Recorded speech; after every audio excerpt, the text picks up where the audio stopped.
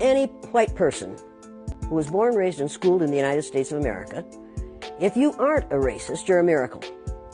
Either that or you decided to educate yourself. Because education in this country is about white is right, brown's all right, black's got to stand back. Yellow's mellow, but whites, we educate in a way that says that white males have done all the adventures, have made all the adventures, have done all the discovering, have made everything that is good and has been accomplished according to social studies, which is actually anti-social studies, by white males. It's a lie. But we do that in order to maintain the myth of white superiority. The myth of race has to be maintained at all costs in this country. Because if white people have to give up the color of their skin as being something that makes them perfect, what do they have left? If we start teaching the truth about history, if we start teaching about Nile Valley contributions to civilization, it will totally change the way we conduct ourselves in the classroom. It will have to. Columbus didn't discover America. You can't discover a place where people are already living. But we celebrate that every October. It's a lie. We need to get over it. We need to stop telling the myths and start telling the truth. So when you tell people that they're racist, and it must have some kind of effect, because most people will say, I'm not racist. I'm not a racist. Why, some of my best friends are black. Right. Yeah, and then you say, name one. Or this one, I don't see color. And when some woman says to me, I don't see color, I say, I knew that. If you saw color, you wouldn't dye your hair that way.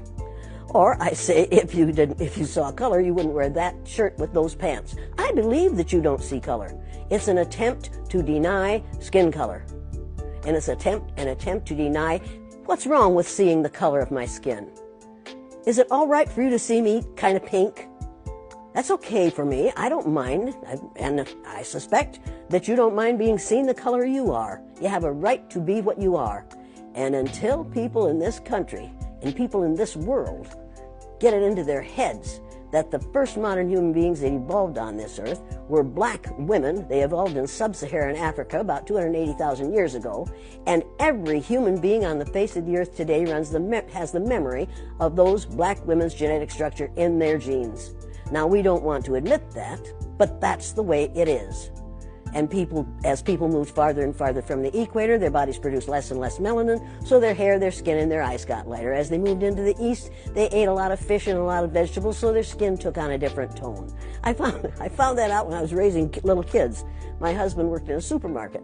He was the head of the produce department, and they had lots of oranges that they couldn't sell, so he'd bring them home, and I was feeding my kids orange juice like you never saw in your life.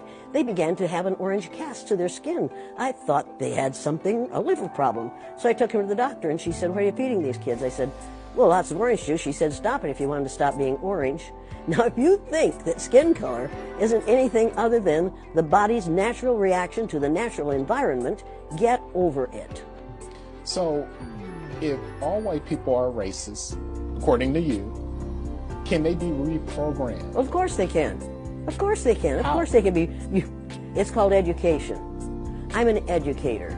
The word educator comes from the root duc, which means lead, the prefix e, which means out, the suffix ate, which means the act of, and the suffix or, which means one who does. An educator is one who is engaged in the act of leading people out of ignorance.